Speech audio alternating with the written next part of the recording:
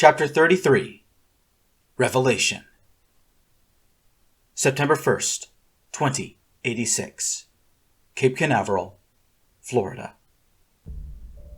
I see you are employed by the United Nations government. This will make the process much easier. May I ask which agency you work for? The Internal Security Office. Are you enrolled in the UN Gene Therapy Program? Yes, ma'am. I've been to the gene therapy clinics in Detroit and Port Canaveral. That's excellent. Now, because of your job, I think it's safe to assume you have housing and stable income. Would you be willing to provide your financial information to UNICEF for review? Of course. And one last thing. You told me this child is not going to be found in our database. In our interview, Cassandra could not tell me anything about her birth parents. She simply doesn't remember them. Now, you need to understand that regardless of how long she's been in ISO protective custody, I must take a sample of Cassandra's DNA so she can be declared a ward of UNICEF. Once the declaration is signed, we can start the legal adoption process. Expect to hear from me in about a month, and we'll go from there. I appreciate it. Before you leave, though... Oh, yes! Thank you for reminding me. The court in Berlin granted your emergency request. Please sign this document and keep it in a safe place. As soon as the UNICEF agent left her apartment, Inez sighed and collapsed into her sofa. The process was taking far longer than she wanted, but at long last, Inez had started down the long, bureaucratic road of adopting Cassandra. This was her second meeting with a member of the United Nations International Children's Emergency Fund, also known as UNICEF. Ever since returning from the battles of Polaris and Amadio, Inez had taken a much stronger role in Cassandra's life. The little girl was now being housed in the apartment complex above the Apollo Center, alongside Inez. Furthermore, she was being subjected to very few tests and experiments, and the ones that did occur had to be approved by Inez, and she was permitted to oversee them. Scarlett Freeman objected to Cassandra's relaxed testing regimen, but Inez convinced her to back off by saying that Cassandra would be unable to serve aboard the Stellaris if she was being overworked. Scarlett had huffed, reluctantly agreed, and then gone to oversee repairs of the damaged cruiser. These days, Scarlett and Inez saw very little of one another, owing to how strained their relationship was. And Inez was very happy with this current arrangement. The escape plan, negotiated in secret with Cassandra, was in motion. Inez looked down at the official government paper in her hands. This was the very first step in said plan. By legally adopting Cassandra, both herself and Inez would have all the paperwork and identification needed to move freely about the UN. And this piece of paper was where it all started. A judge from the International Court of Justice had reviewed Inez's case and declared her to be Cassandra's legal guardian. Inez felt giddy reading the document, wondering if this is what her father had in mind when he first sent Cassandra to find her so many months ago. Cassandra herself was in the next room. She was wearing a frilly dress to make her look good for the UNICEF agent. Now that she was free to relax again, Cassandra was already letting her hair down. She sprawled herself on the couch and pried open the bottle of medicine she always carried with her. Complaining about how boring it was in here, Cassandra spilled a few of her blood-red pills on the coffee table, and then used them to play race cars. "We can't go outside," Inez admonished her. "New security rules, remember?" The actual escape from Canaveral was on hold. A few weeks ago, in the middle of August, a band of heavily armed Americans tried to raid the base. They were stopped by the outer guard after a gunfight, but it was a tense moment. Scarlett insisted security around Canaveral be increased. This resulted in strict curfews and regular patrols on the streets. So, Inez and Cassandra spent their downtime at home. Inez would usually work in the daytime, overseeing repairs to the Stellaris and the construction of her sister ships, Confucius and Zoroaster. Tucking Cassandra's adoption papers into her personal vault, Inez went into the living room to join her. As the little girl wrapped her arms around Inez, she was distracted with thoughts about their future life together once they managed to escape. Inez had still not decided what familial role she should be for Cassandra. She's only 10 years old, Inez thought to herself. She needs a mother, but I don't think I could be that for her. Maybe I could try being a big sister instead. Would that even work? Inez was so lost in her own thoughts that she did not realize Cassandra fell asleep in her lap until sometime around midnight. Inez turned the TV off and covered Cassandra in heavy blankets. She was just about to creep off to her own room when there was a soft knock on the door. Careful not to wake Cassandra, Inez opened the door slowly. It was Scarlett Freeman. She looked furious. "Come outside. We need to talk," she said.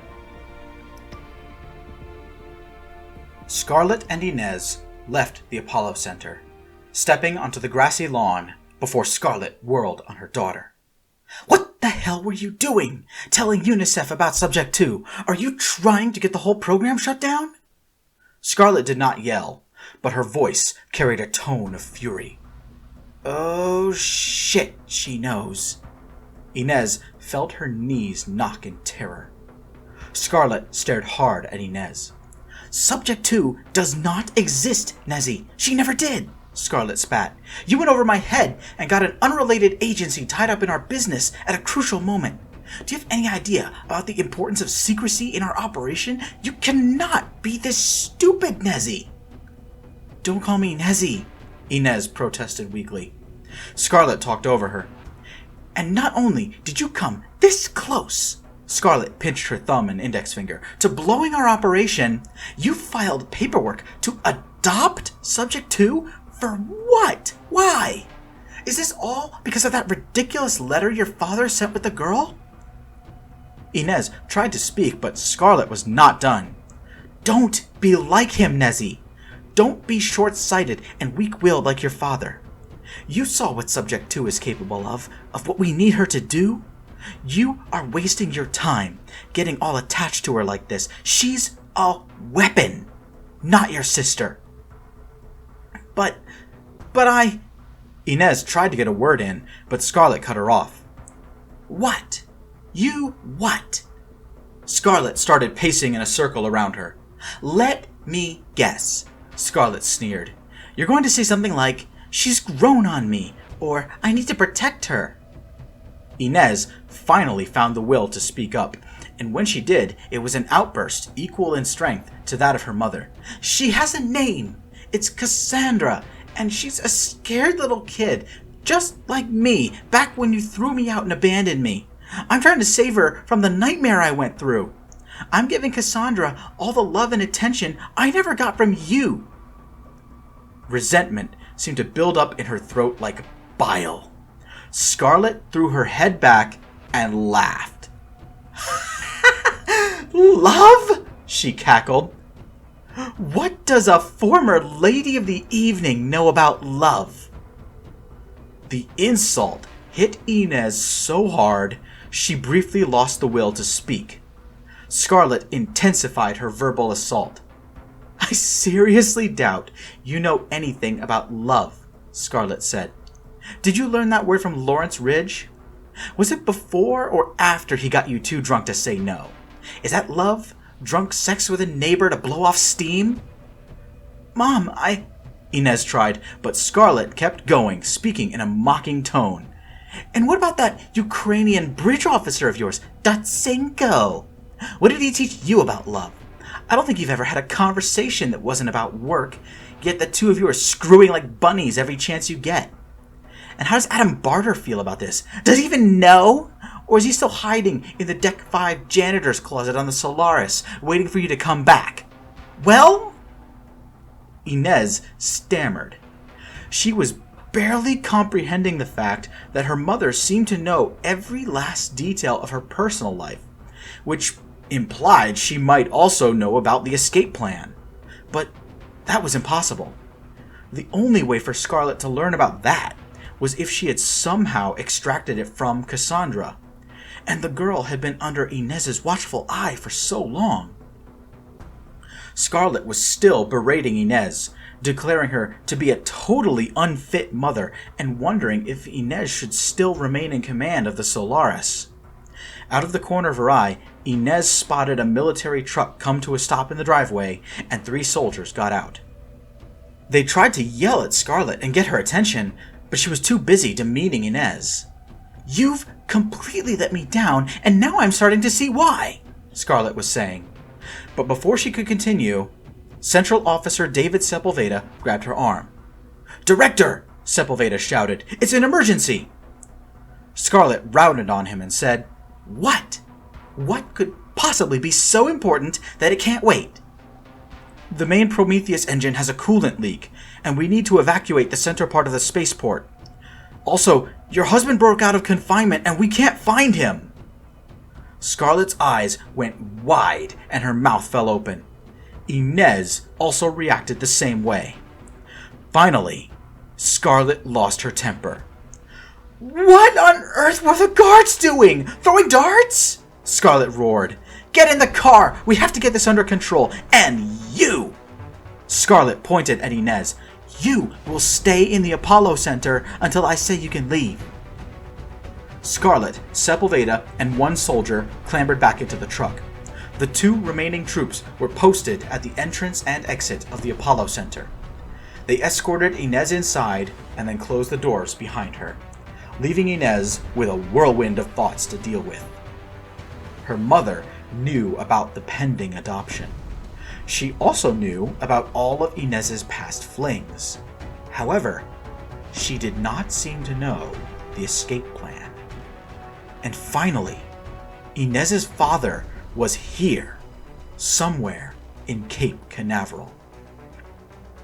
Inez paced back and forth in her apartment, careful not to wake Cassandra. Outside, she could hear sirens. The military police and Shrike were aggressively searching the base, using searchlights attached to starfighters. Inez desperately wanted to go out there to join the search. She had not seen Emmanuel since his sudden appearance in Opal's house back in Michigan, and desperately wanted to see him again. Standing on her balcony, Inez watched the searchlights for about an hour. She was about to go to bed when, without a warning or even a sound, the power went out. Plunged into darkness, Inez fell back on her ISO training. She instinctively reached for her sidearm before realizing she did not have one. Instead, Inez groped through her darkened apartment before finding a flashlight in the hall closet. Fortunately, Cassandra was still asleep, wrapped up in a cocoon of blankets. Inez opened up her apartment door and peered outside. There was a small commotion coming from the 2nd floor. Someone was moving around down below, and after a moment, the rumble of the emergency generator was followed by red emergency lights turning on. At first, Inez thought this noise was being caused by the 2 guards Scarlett left behind. But then, a single voice rose up the stairwell. "Hello? Is someone there?" Inez recognized the voice and turned on her flashlight. A haggard-looking man, dressed in dirty fatigues, was caught in the beam of light about halfway up the stairs. He raised his left hand to cover his eyes, as his right was in a sling. "Ugh! Kill the light, damn it!" Inez dropped the flashlight, and it went out as soon as it hit the floor. There was a scurrying of feet, and the intruder suddenly grabbed Inez and pulled her into a hug. "It's you!" Inez Espinosa sobbed. "It's really you!" Inez started to tear up. She wanted a longer, more joyful reunion, but Emmanuel was already on the move. "Follow me," Emmanuel hissed in the semi-darkness. "We have to keep moving." Inez almost had to jog to keep up with her father. "Wait," she called to him. "How did you get here? What's going on?" Emmanuel pulled open a doorway and stepped into a supercomputer room. The chilly air washed over Inez and made her shiver, but Emmanuel moved with swift purpose. He quickly powered on the user interface and started typing in commands. Command user, delete. Deleting all files in user. Deleting Prometheus Engine project. Deleting Prophet Cruiser project. Deleting Ven Brace project. Deleting Handheld Hollow project. Deleting Portable Illyrium project. All files deleted. Command system. Delete. Deleting all files in system. Deleting boot.sys. Deleting kernel.sys. Deleting operating system.sys. All files deleted. Hey! Inez gasped and pushed him away from the computer, desperately trying to undo the damage he had done to the Prometheus Central mainframe. Get away from there! What are you doing? Emmanuel said, wrestling his daughter for control of the keyboard. All computers in the Prometheus project are tied to this system, Inez explained. If you damage it, you'll destroy everything connected to the network. Emmanuel ran his fingers through his hair and cursed. You've got to be kidding me! Scarlett has got you on her side! She's lying to you, Inez! Inez whirled on her father and retorted, You lied to me! You said Mom was dead, but you knew she was alive the whole time! Exasperated, Emmanuel shouted, When a woman crosses the line into pure evil, then she's as good as dead! Inez followed her father, frightened but unwilling to leave him alone. He knew his way around the Space Center far better than she imagined, but tonight's excursion was going to be a one-way trip. Emmanuel was making a point to sabotage as much of the Space Center as he possibly could. He cut cables with a knife, tampered with unsecured computers, and even slashed the tires of several government cars. He carried out all of this sabotage one-handed, owing to his right arm being bandaged. Then Emmanuel left the Apollo Center. Inez never found out what happened to the two guards at the door. Emmanuel peered over the ledge railing to look at the trio of Prophet-class cruisers in their dry docks. One of the abominations really is finished then, he asked. Inez was starting to feel confused. She knew her parents had some kind of falling out, but did not know how that translated into Emmanuel reporting Scarlett's death far and wide. Dad? Inez raised her voice a little. What happened between you and Mom? Why did you sabotage Prometheus and run away with Cassandra? Emmanuel looked away from the starships, taking in his daughter's expression. Do you not know? He asked. Know what?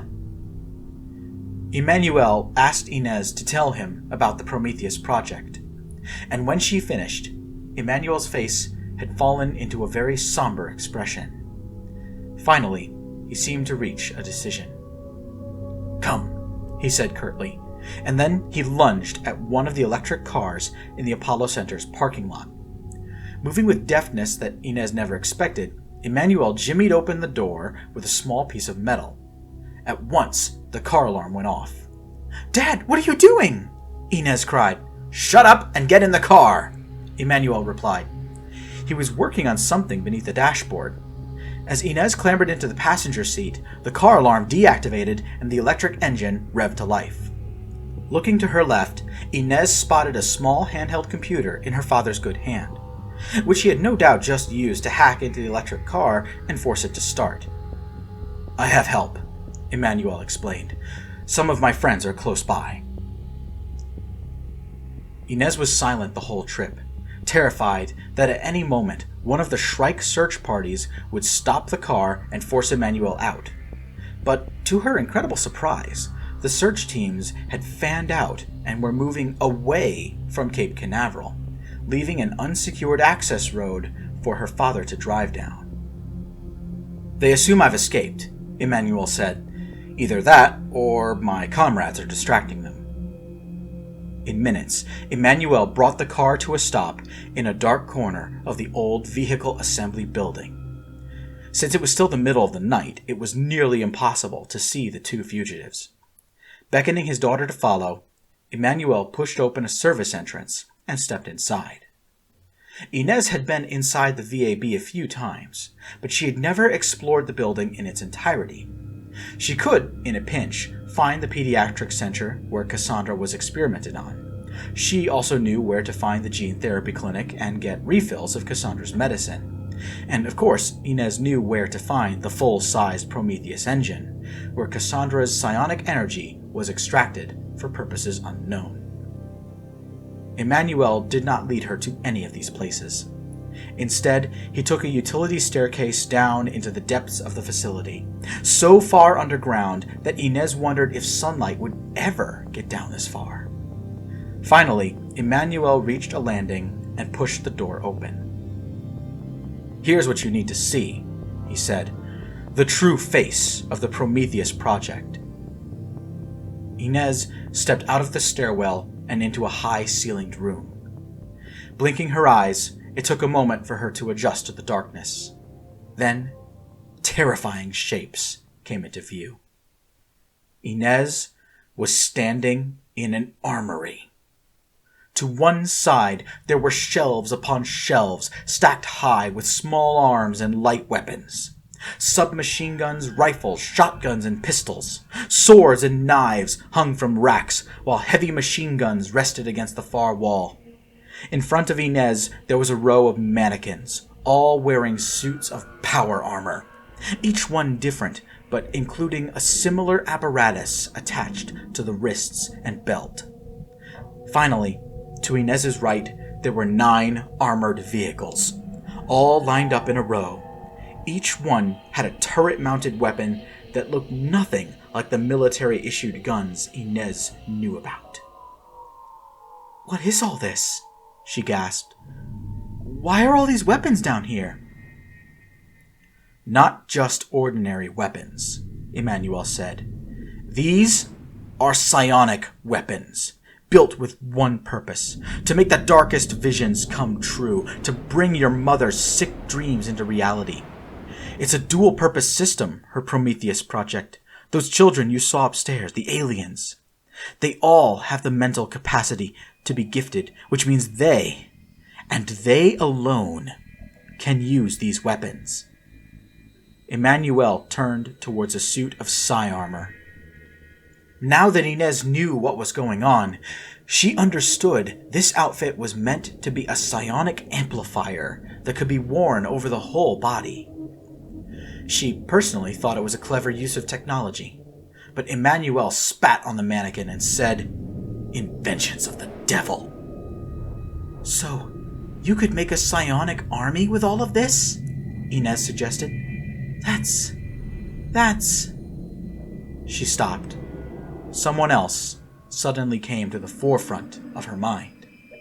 "But what about Cass?" "Huh?" Emmanuel looked around at Inez. "Took you long enough to get there. Well, go on. Ask away and I'll answer. It's about time you know, anyway." Inez felt as though the armory's darkness was closing on her like a vice. "I know why the alien kids are here. The progeny brings them.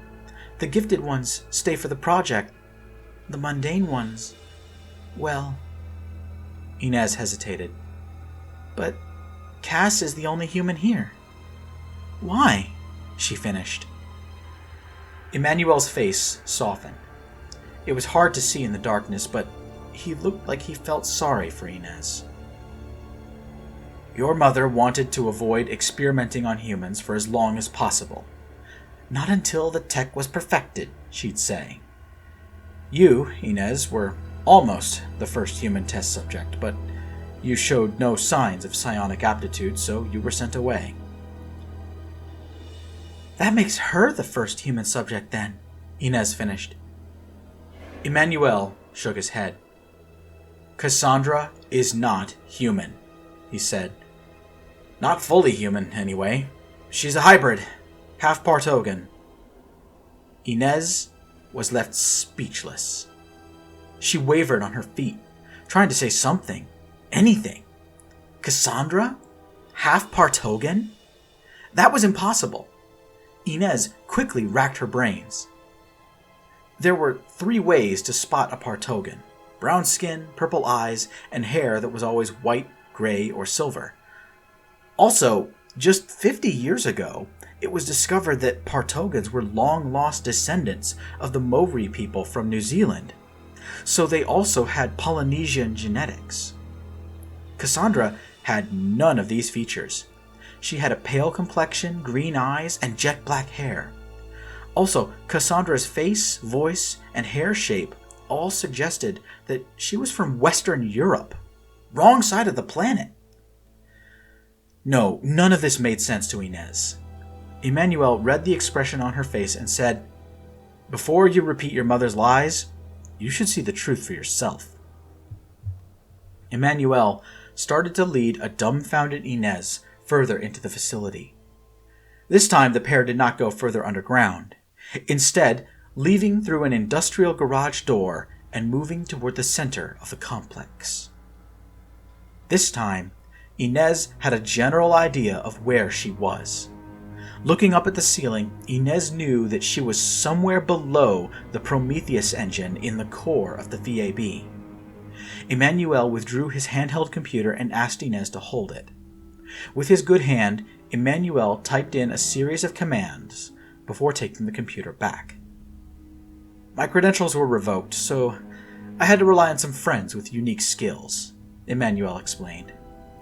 Then he turned to a complex machine in the center of the room. It extended from ceiling to floor and was obviously connected to the Prometheus engine above. Inez recognized the device. She saw a smaller version of it aboard the Stellaris. This was the main elevator leading to the reactor core.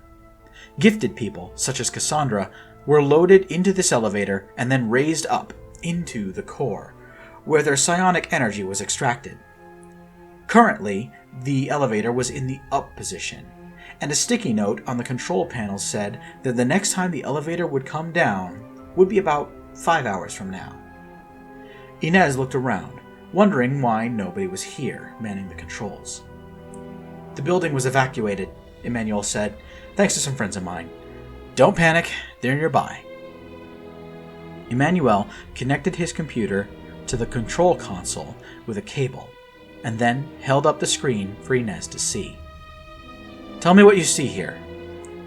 Inez looked and found herself looking at a digital copy of a newspaper from Chicago. A cursory glance told her it was printed over 3 decades ago. "Dead girl pulled from Lake Michigan," Inez read aloud, her voice getting higher with each revelation. "Scarlett Freeman, age 13, reported missing by her parents. Signs of violence on her body. Parents disappeared. Dad, what the hell is this?" Inez could feel her heart starting to race. Now she had to deal with this on top of Cassandra being a hybrid? But how? This news article said Scarlett Freeman died over 30 years ago. But that was not possible. Inez had just spoken to her up at the Apollo complex. "Your mother lied to you about everything," Emmanuel said dramatically as the elevator started to retract, moving down and away from the Prometheus engine above. "She lied about Prometheus, about your past, about what happened between her and me, about her own damn name and where Cassandra came from. Look!" The elevator came to rest in its cradle. A cylindrical object with heavy metal doors now filled the space on the other side of the console. With a loud hissing of hydraulics, the door slowly opened to reveal what was inside. Snugly secured in place with straps and clamps, the light stone crystal containing the body of Vetu Kealoa shimmered in the darkness.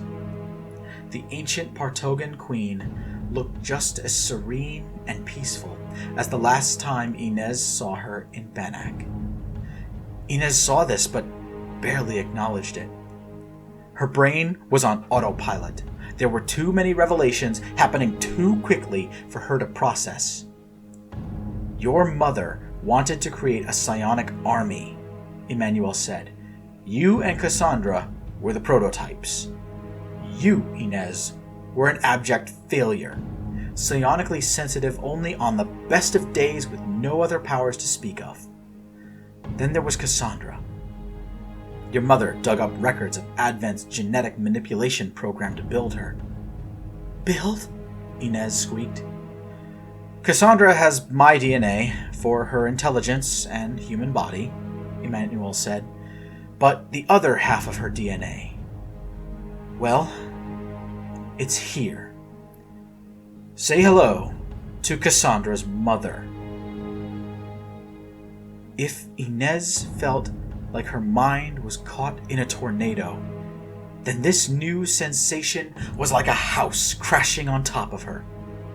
Emmanuel was pointing at the crystallized body of Vetu Kealoha. Inez wanted to reject his statement right away, to deny it as nonsensical, but this was the closest Inez had ever been to the Kealoha crystal.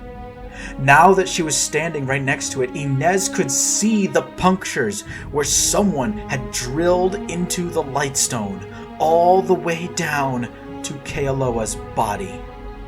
Inez could see the telltale circles where a scientist had extracted tissue samples from Kealoha's body. Other incisions were very intrusive, suggesting that samples of Kealoha's organs were taken as well. Inez felt sick. No way, she breathed. Yes, Emmanuel replied. Kealoha's genetic material was grafted onto mine. Your mother hoped the result would be a psionic warrior with genius-level intelligence. But Cassandra had her own failures, and she was relegated to the role of testbed for future projects. But, Inez stammered. She was out of things to say. This was all too much, overwhelming even. She can't be Partogan, and Kealoha can't be her mother. There's no way. And no way you can prove it either. Cassandra has a Partogan illness, Emmanuel said. Take one of those pills from her and run it past a gene therapy clinic. That will be your proof. Finally, a wave of questions worked its way out of Inez's mouth. Why? Why would my mom do that? Why make a psionic army? Why the Prometheus engine and the Divine Enforcers? Why pretend she died 30 years ago? The last question provoked an emotional response from Emmanuel. He grabbed Inez by the shoulder, gave her a vigorous shake, and said, "Scarlett Freeman is dead, Inez. Dead! You never met her. You never knew her." Inez's vision went blurry as her throat dried up. So, who is she? Inez asked, her voice barely more than a whisper. My mother. I thought she was Scarlett Freeman. Who is she? Really? Akira Jacqueline Robinson, Emmanuel said. The Paradox herself. It was like the universe fell out from under Inez. Her heart leapt out of her chest to smash its way around her throat. Inez felt dizzy, nauseous. She swayed, pushed past her father, and fell to her knees. Inez heaved once and emptied her stomach in front of the Kealoha crystal. No! She gasped. That's not true! Inez looked up at Kealoha and felt a sense of rage swelling up inside of her. That's impossible! Her screaming could be heard outside of the building. It was time for action. Time for escape. Emmanuel almost threw Inez into his stolen car before speeding away. Behind them, alarms began to sound at the VAB. First, we grab Cassandra, Emmanuel said, and we need to take Isaac as well. That way she won't have anyone left to power the Divine Enforcers. Who the hell is Isaac? Inez asked. Her father swerved the car, avoiding a set of spikes on the road. Shrike was closing the net. Driving one-handed, Emmanuel replied, Cassandra is Subject 2, and Isaac is Subject 3. Cassandra without the flaws. A human Partogan hybrid with greater potential than her, and he's already demonstrated some control over his gift. He'll be ready to join Cassandra just a few months from now. Where's Isaac? Inez asked. Not in the VAB, which means he's either aboard the Confucius or he's in the gene therapy clinic at Port Canaveral. My money is on the clinic, Emmanuel answered. He drove into the Apollo Center parking lot, mounted the curb, and brought the car to rest just outside of the front door. Let's go, Emmanuel said. Take nothing except Cassandra's medicine bottle. We need to move fast. Inez and Emmanuel raced into the Apollo Center, crying out for Cassandra. Emmanuel followed Inez upstairs to her apartment, and they found the little girl sitting up on the couch, rubbing her eyes. What's going on? Cassandra mumbled. Is it the end of the world? Inez grabbed Cassandra and carried her out of the room. Emmanuel scooped up Cassandra's medicine bottle, plus the 2 pills she was playing with earlier. They both ran for the staircase, but were stopped dead when they heard a voice. Psionics are called the gift, for good reason. Mom! Inez cried out. Akira! Emmanuel shouted. Half a century ago, our race was exploited for our gift, for our potential to wield a power unlike anything seen before. Akira Robinson spoke with the voice of Scarlett Freeman. Now, the gift is coming back, slowly but surely, and we have a chance to save our people from future exploitation and enslavement. Enraged, Emmanuel shouted into the darkness. And you would save us through genetic manipulation, kidnapping, forced conscription, and terrorism. You want humanity to become the next Advent. Emmanuel and Inez began to run, fleeing away from the staircase and towards a back exit. Cassandra was fully awake now and seemed to know they were in danger. Her body was warming up again, and Inez had to rapidly adjust her grip to avoid burning her own hands. Meanwhile, behind her, Inez could hear several sets of footsteps. Wherever she was, Scarlett, or rather Akira, was not alone. Emmanuel kicked open a fire exit, setting off an alarm. This program will elevate all of mankind. Don't you see that, Nezzy? Akira raised her voice to be heard. We're going to save the world before the next crisis can even start.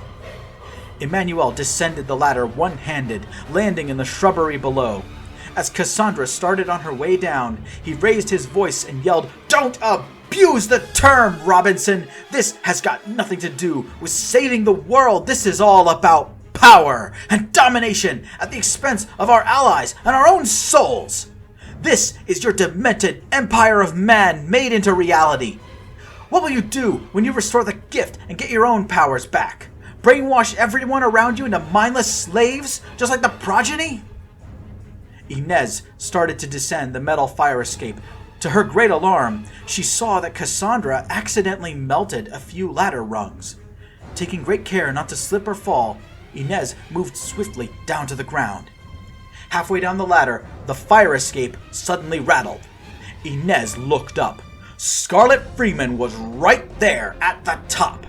And now that she knew the truth, Inez could finally see through the disguise. She had seen plenty of photographs and videos of the Paradox, taken during the Second Hyperspace War. In fact, now that she considered the idea, it seemed as though a psionic illusion was broken. The facade melted away, unable to fool her anymore. Akira Robinson had changed over the past 50 years. But it was still possible to recognize the young woman who once used a time machine to force the universe onto a different timeline. Without the time core to halt the aging process, nature took its course.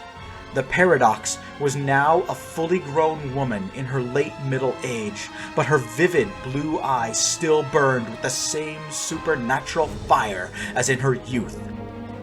And, to Inez's horror, she could see a little bit of herself in the face of Akira Robinson.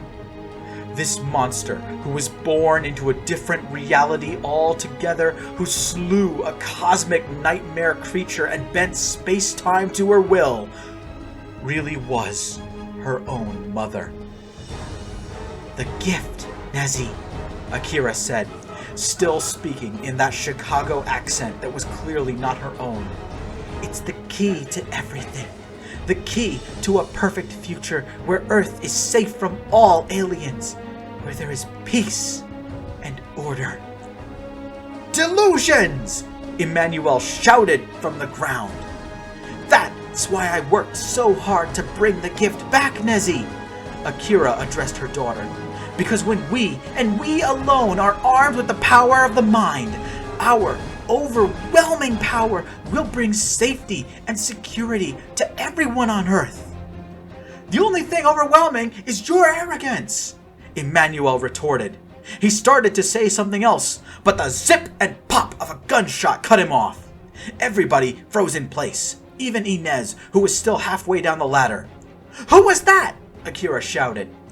From the darkness, somewhere over everyone's heads, a man's voice shouted, "Professor Espinosa! Step away from Subject 2, and you won't get hurt!" It was Central Officer David Sepulveda. "Inez!" Emmanuel shouted. "We need to go now, or your mother will do far worse than that!" "Dad's right!" Inez shouted up at Akira. "And I said to stop calling me Nezzy!"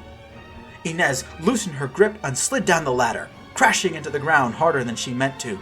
Stumbling back to her feet, Inez, Emmanuel, and Cassandra all broke into a run, heading back toward the stolen car. "Hold your fire! You'll hit Subject 2 if you're not careful!" Akira shouted. Emmanuel scooped Cassandra into his arms, while Inez followed along. They ran around the corner of the building and arrived in the parking lot. Inez and Emmanuel could see the electric car they had stolen earlier. Before the pair could start running, there was another gunshot, and a chunk of pavement flew up from the ground before landing nearby. "I said stop!" Akira screamed. Falling back on her ISO training, Inez looked around quickly and spotted the shooter. "He's on the roof!" Inez yelled, pointing up and giving away the location of Central Officer Sepulveda. David was on the roof of the Apollo Center, pointing a pistol down into the lot. He was lining up a third shot. Inez turned around and pushed Emmanuel forward, using her own body to shield both her father and Cassandra. Emmanuel ran forward and reached the car. Inez pulled the rear passenger door open and thrust a screaming Cassandra inside. Then, while Emmanuel started the car, Inez ran around to the other side to get into an open seat. Up on the roof, Polly Spark joined David Sepulveda. The doctor was unarmed, but she was wearing a bulletproof vest over top of her lab coat. She looked down on the escape playing out, and then said, "What are you waiting for, David? Professor Espinosa is right there. Shoot him. Now." David peered over the rooftop at the electric car, into which Professor Espinosa had just vanished. Inez was securing Cassandra in the rear passenger seat before moving to jump into her own. From here to the car was a distance of about 150 yards, well beyond the maximum effective range of a Gauss pistol. But David was a fully trained XCOM soldier. He was confident in his own ability to hit such a distant target. David took a deep breath, resting the pistol atop his non-dominant hand. He steadied his aim for just a moment before squeezing the trigger. There was a tinkle of breaking glass, and Inez's breath caught in her chest. A searing pain started spreading out from her left collarbone. Without waiting to find out why she was suddenly hurting, Inez threw herself into the car and slammed the door. "Go!" Inez shouted. "Go!" Emmanuel floored the throttle. The car sped away and into the night. Inez tried to sit up in the passenger seat and put on her seatbelt, but each time she moved, intense pain rippled out of her clavicle and paralyzed her. To make things worse, whenever Inez blinked, her vision got blurry.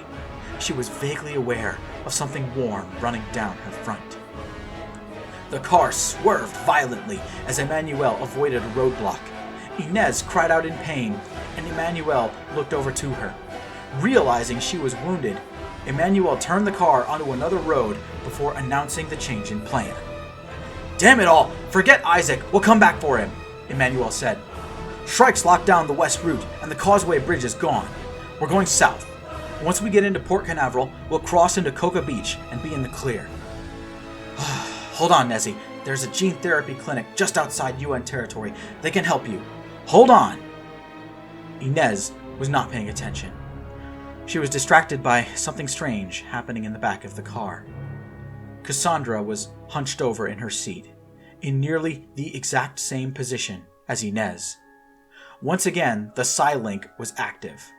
Cassandra was experiencing the same pain and agony as Inez, and the little girl was clutching her own collarbone as though it had snapped in two. Sparks of green light flashed deep within her body, warning of an impending transformation. As Cassandra shared in Inez's overwhelming pain, her inner voice spoke, and incredibly, Inez was able to hear it. "Don't die!" Cassandra projected the telepathic message into Inez's mind. "Please don't die! That's not fair! You can't become my sister and then leave me just like that! You can't die!" Inez gave Cassandra a weak smile. So, Cassandra already knew. Wonderful. "Not gonna die," Inez panted out loud. "No way. I'm sticking around for my new sister.